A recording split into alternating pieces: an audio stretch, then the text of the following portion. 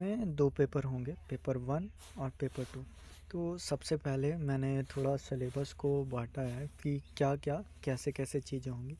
जैसे अपभ्रंश, अवहट्ठ और प्रारंभिक हिंदी, ये प्राचीन काल की भाषा मान सकते हो या फिर मध्यकाल से पूर्व की भाषा मान सकते हो। तो ये चीज़ें आपको देखने को मिलेंगी जहाँ पे अपभ्रंश, अवहट्ठ और प्रारंभिक हिंदी। अब इसको कैसे समझना है? सबसे पहले सामान्य परिचय, भाषिक हो जाएगा, व्याकरणिक हो जाएगा, साहित्यिक बहुत कम है, प्रारंभिक हिंदी में आपको मिलेगा, पर अगर ढूंढना चाहोगे तो अपभ्रंश अवहट्ठ में भी आपको देखने को मिल जाएगा, पहली बात। दूसरा, क्या सवाल पूछेगा? योगदान पूछेगा कि हिंदी के विकास में क्या योगदान था, और अगर साहित्यिक पूछ रहा है तो साहित्यिक में आपसे हिंदी साहित्य के विकास में योगदान भी पूछ सकता है, जो कि मतलब बेसिक सा है कि इन तीनों से क्वेश्चन मिला के अगर परमुटेशन कॉम्बिनेशन बनाओ तो यहाँ आगे अभी थोड़ा देख लेते हैं। अंतर भी पूछा जा सकता है अपभ्रंश अवहट्ठ में, या अपभ्रंश पुरानी हिंदी, या अवहट्ठ पुरानी आरंभिक हिंदी, या पुरानी हिंदी, इसमें पूछा जा सकता है। अंतर संबंध पूछ सकता है, विशेषता पूछ सकता है कि भाषिक विशेषता, वही जो मैंने बताया। अगली चीज़, महत्व भी पूछा जा सकता है। अखिल भारतीय विकास हालांकि इतना कुछ नहीं, ये अवधि और ब्रज या फिर खड़ी बोली के लिए पूछ सकता है, पर वहाँ पे नहीं पूछ सकता। तो अगर परमुटेशन कॉम्बिनेशन बनाओ तो 3 चीज़ें ये हुई, 1 2 3, या फिर इसको भी मिला लो 4 5 6 7 8 मुश्किल से। तो 3 गुणे 8 करोगे तो 24 तरह के क्वेश्चन बन सकते हैं, और ज़्यादा से ज़्यादा अगर हम 30 क्वेश्चन कर लेते हैं इतने से, तो समझो कि 2 क्वेश्चन आने ही हैं, यहाँ से 2 प्रश्न बनेंगे ही ना बनेंगे, कैसे करके वो यूपीएससी बनाएगा। आगे, पूर्वी हिंदी, पश्चिमी हिंदी है तो काफ़ी बड़ा इसमें, पर अगर अवधि और ब्रज का केवल लेके चलें तो सेम इसमें भी भाषिक विशेषता, व्याकरणिक विशेषता, साहित्यिक विशेषता, मूलतः जब यहाँ पे आ जाता है तो ये फिर भाषिक और व्याकरणिक विशेषता से ज़्यादा साहित्यिक विशेषता पे देखने लगता है। तो फिर कैसे पूछेगा? हिंदी के विकास में योगदान, या फिर हिंदी साहित्य के विकास में इन दोनों का योगदान। अंतर पूछ सकता है, अवधि और ब्रज में क्या अंतर है, या फिर पूर्वी हिंदी या पश्चिमी हिंदी में क्या अंतर है, अंतर संबंध हो सकता है। या फिर विशेषता पूछ सकता है कि मध्यकाल में अवधि को काव्य भाषा के रूप में विशेषता बताओ, या फिर ब्रज की काव्य भाषा के रूप में विशेषता बताइए। आगे, काव्य भाषा के रूप में ब्रज और अवधि, मतलब वही चीज़ जो मैं बता रहा हूँ। आगे कुछ अगर पूछ सकता है तो एक क्रमिक विकास वाला सवाल आ सकता है कि अवधि ने कैसे विकास किया। दूसरा, ब्रज ने कैसे विकास किया, ये भी पूछा जा सकता है। या फिर अवधि में कैसे सुधार हुआ, ब्रज में कैसे सुधार हुआ शब्दों के रूप में, तो ये भी पूछ सकता है। या फिर एक सवाल और है कि अवधि के साथ जो है वो खड़ी बोली कैसे मिली थी, या फिर खड़ी बोली के साथ अगर पूछेगा तो ये। तो इसका भी अगर परमुटेशन कॉम्बिनेशन जो भी लगता है वो लगाओ तो 2 ये हुआ, 2 ये हुआ, मान के चलो। एक चीज़ ये ले लो, 2 तो आता नहीं पर ठीक है इनको भी ले लो, और मुश्किल से 6-7 चीज़ें हैं, तो ये मिला के 2 और 7 अगर कर को 14 प्रश्न से ज़्यादा, मतलब हैं बहुत कुछ, पर 14 से ज़्यादा कुछ नहीं है। एक से अगर मान लो 14-20, तो आसपास 20 सवाल इसमें बनेंगे, तो इनको आप समझ सकते हो। आगे क्या चीज़ें हैं? खड़ी बोली।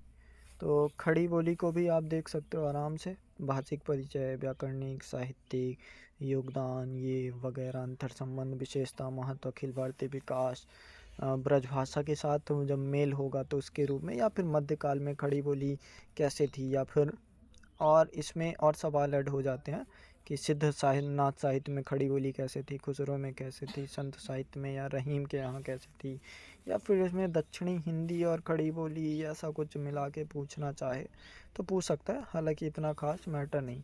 स्वरूपगत विकास एक अच्छा क्वेश्चन बना सकता है कि कैसे स्वरूपगत विकास हो। और प्रमुख बोली हिंदी की है, यहाँ से भी प्रश्न बना सकते हैं अगर इसमें से बनाना हो, पर बनाना नहीं चाहिए, ये अलग ही क्राइटेरिया रखना चाहिए। तो इसमें भी मिला के अगर देखा जाए तो 5 चीज़ें ये हो गई, 4-5 या फिर 7 चीज़ें ये मान लो, तो 5 सत्ते 35 के आसपास मान लो, क्योंकि 35 इसलिए मैं बोल रहा हूँ क्योंकि यहाँ पे पीछे भी मिला सकता है कि क्या था कैसे था, तो इन चीज़ों को भी आप देख सकते हो और पुरानी चीज़ों को भी देख सकते हो। तो ये मेन मैटर होता है। और आगे भाषा बोली में अंतर पिछले साल ही आया था, राजभाषा राष्ट्रभाषा में अंतर ये भी आया था। और यहाँ पे जब स्वतंत्रता आता है तो वो 19वीं शताब्दी थोड़ा इम्पोर्टेंट हो जाता है कि 19th सेंचुरी में क्या सीन है, फिर 20th सेंचुरी में क्या सीन है। तो इन सब से क्वेश्चन पूछे जा सकते हैं, तो इसको ले सकते हो। और हिंदी साहित्य का इतिहास, हिंदी दिवस या फिर साहित्य इतिहास, अभी तक केवल 4 प्रश्न पूछे हैं।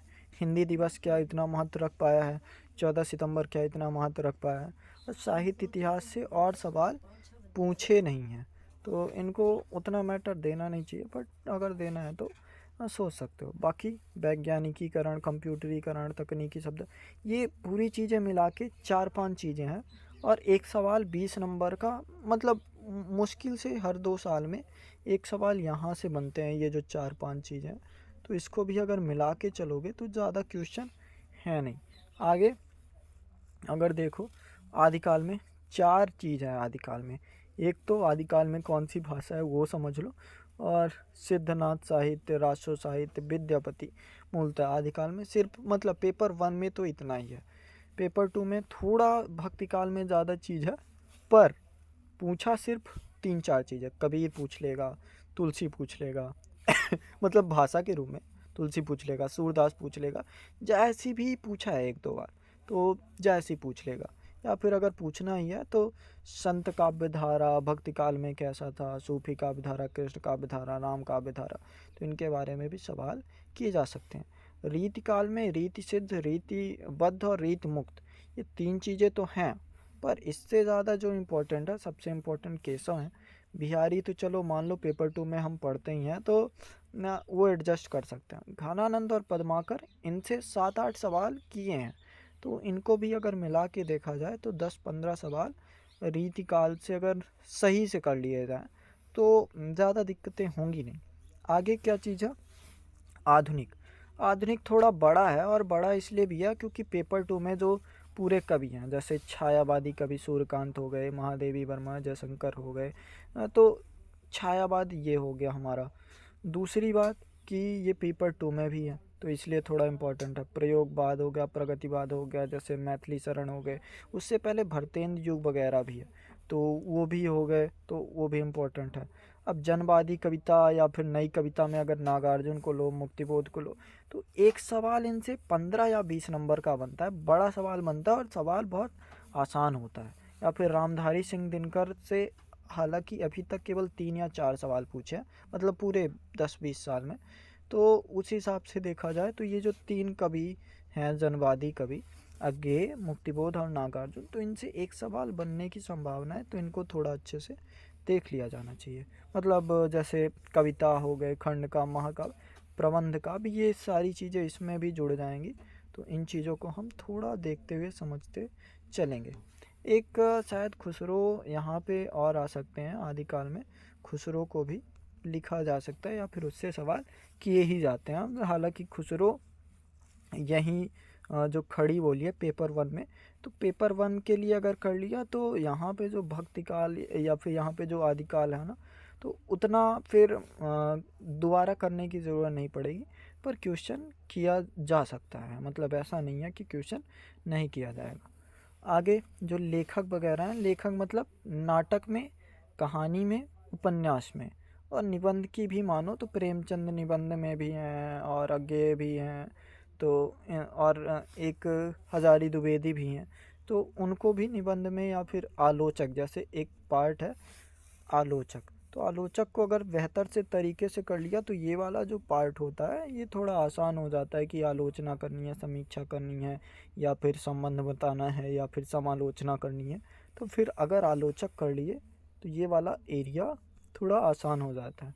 जानकारी रख ली अगर इनमें से, मतलब पूरे में से जानकारी रख ली कि ये, जैसे मैथिली शरण गुप्त किस युग के हैं, किस समय के हैं, क्या इनकी विचारधारा है, कैसी भाषा शैली है, क्या इनका युग से संबंध है, मूल दृष्टिकोण क्या है, तो इतनी सारी चीज़ें अगर हमने ध्यान में रख ली तो फिर चीज़ें आसान हो जाती हैं। और एक चीज़ और कि अगर इनको करना है तो सब कुछ थोड़ी पढ़ना पड़ेगा। इनको करने के लिए अगर पी वाई क्यू पैटर्न को ही अगर हम सोच के रखें तो उतने में काम चल जाता है। फिर चाहे महादेवी वर्मा हो, जैसे मूल दृष्टिकोण और महादेवी वर्मा, इन दोनों में बहुत ज़्यादा अंतर है। मतलब जो सिलेबस में है, सिलेबस में भी महादेवी वर्मा का एक अच्छा नहीं, महादेवी वर्मा का एक शायद कहानी है अच्छी, तो उस हिसाब से अगर देखा जाए, या फिर मनु भंडारी नहीं लिखा मैंने, हाँ, तो मनु भंडारी का सिलेबस से और जो इनका क्या बोलते हैं सामायिक विचारधारा है या फिर उनका मूल दृष्टिकोण है, वो काफ़ी अंतर है। तो ये सारी चीज़ें अगर हम समझ लिए, और जितने मान लो एक दो छूट गए हैं मेरे से, तो एक दो और लेखक या फिर रचनाकार लिख लिए, तो उनके बाद इतनी सारी चीज़ों से काम चल जाता है। जैसे 10 क्वेश्चन तो व्याख्या से आने हैं पेपर 2 में, जैसे 5 व्याख्याएं नाटक, कहानी और उपन्यास से आएंगे, और 5 व्याख्याएं यहाँ से आएंगे, कवि से। तो अगर व्याख्या आ ही रहा है तो ये चीज़ें फिर इम्पोर्टेंट हो जाएंगी कि आप लेखक की रचना के बारे में जानते हो, तो रचना के बारे में जानते हो, तुलना कर लोगे, उनके बारे में जानकारी है तो लिख सकते हो। पीवाईक्यू पैटर्न को जानते हो तो वहाँ से कोट उठा सकते हो। मूल दृष्टिकोण समझते हो तो प्रसंग लिखना आसान होगा। सामयिक विचारधारा जानते हो तो फिर आपको उद्देश्य या फिर वो जो प्रासंगिकता है वो बताना आसान होगा। युग से संबंध जानते हो तो आप प्रसंग बेहतर लिख पाओगे। भाषा शैली जानते हो तो जो काव्य सौंदर्य होगा या फिर भाषा सौंदर्य होगा वो लिख पाओगे। तो ये सारी चीज़ें आपको आसान हो जाएंगी अगर आप पढ़ के करते हो तो। दूसरी चीज़ कि शिल्प से सवाल आएगा ही, चाहे प्रेमचंद के गोदान का शिल्प पूछे, जैनेन के कहानी का शिल्प पूछे, यशपाल के दिव्या का शिल्प पूछे, भीष्म साहनी के तमस का शिल्प पूछे, मोहन राकेश के एक और ज़िंदगी का शिल्प पूछे, या अज्ञेय की कहानी का पूछे, कृष्णा सोबती।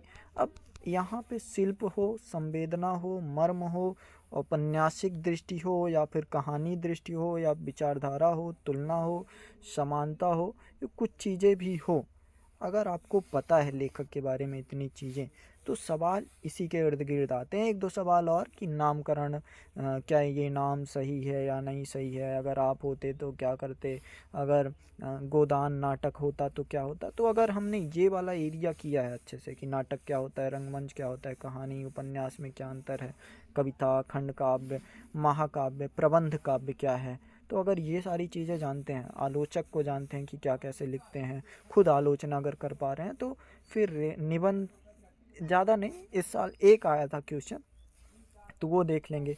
रेखाचित्र, संस्मरण, यात्रा वृत्तांत, इनसे प्रश्न नहीं आते मूलतः, पर अगर इनके बारे में हम जानते हैं तो ये जो सारी चीज़ें हैं, विषय वस्तु समीक्षा वगैरह, तो ये करना भी आसान है। अगली चीज़ जो है लेखक का मूल स्वर। तो लेखक का मूल स्वर, चाहे आदर्शवाद वाले लेखक हों, यथार्थवाद वाले, या फिर भाषा की सौंदर्यता को ही प्रमुख मानते हों, या फिर देश काल वातावरण के आधार पर ही लिखते हों, तो उसका क्या प्रभाव, जैसे गोदान पर मतलब प्रेमचंद पर लियो टॉलस्टॉय का क्या प्रभाव है, मतलब ऐसा सवाल नहीं आएगा। पर अगर हमें पता है कि विदेशी साहित्य का क्या प्रभाव है या फिर इस घटना का क्या प्रभाव है, तो फिर वो थोड़ा अच्छा हो जाता है। जैसे समझो सूर्यकांत त्रिपाठी के साथ जो घटना हुई है, तो उसका प्रभाव उनकी रचनाओं में भी मिलता है, चाहे वो सरोज स्मृति हो, चाहे वो फिर राम की शक्ति पूजा हो, या फिर तुलसीदास हो, तुलसीदास करके है शायद इनकी रचना, या फिर चाहे कुकुरमुत्ता हो। तो इनके प्रभाव को भी अगर हम जानते हैं कि लेखक पर क्या प्रभाव पड़ा है इस चीज़ का, तो फिर वो काफ़ी मतलब सरल होगा हमारे लिए। तो ये सारी चीज़ें होती हैं। अगर इन चीज़ों को हम समझते हैं तो हिंदी साहित्य ज़्यादा दिन नहीं लगेंगे, जितनी चीज़ें हैं बस उतने दिन लगेंगे। और शायद एक बार इतना कर लेने के बाद वो जैसे एक चीज़ सरल हो जाती है ना हमारे साथ, तो वो हमारे साथ बहुत कुछ सरल हो जाएगा। तो ये सारा पूरा सिलेबस है, और सिलेबस के साथ साथ पीवाईक्यू का पैटर्न भी है, जैसा कि आप देख सकते हो। इतने ही पीवाईक्यू पूछे आज तक, मतलब यहीं से। अब उसमें अभ्रंश जोड़ दे, कभी कभी अवहट्ट जोड़ दे, कभी ये जोड़ दे, कभी यहाँ से जोड़ दे, जैसे और कुछ नया नहीं। जैसे आल्हा गायन, अब आल्हा गायन अगर हमें पता है कि वो कहाँ का है, तो फिर है तो वो यहीं का, भाषिक या व्याकरणिक या साहित्यिक। अगर पूछ रहा है कि अवधि के विकास, अवधि का स्वरूपगत विकास पर टिप्पणी लिखिए, तो अगर हमको विकास पता है, जैसे स्वरूपगत विकास या क्रमिक विकास पता है कि वो चंद्रायन से शुरू हुआ या फिर मुल्ला दाऊद से शुरू हुआ, इतना पता है तो फिर वो हम कर ले जाएंगे। तो हो सकता है चीज़ें अभी आपके लिए कठिन हो, पर एक बार अगर आप समझोगे सलीके से तो वो आपके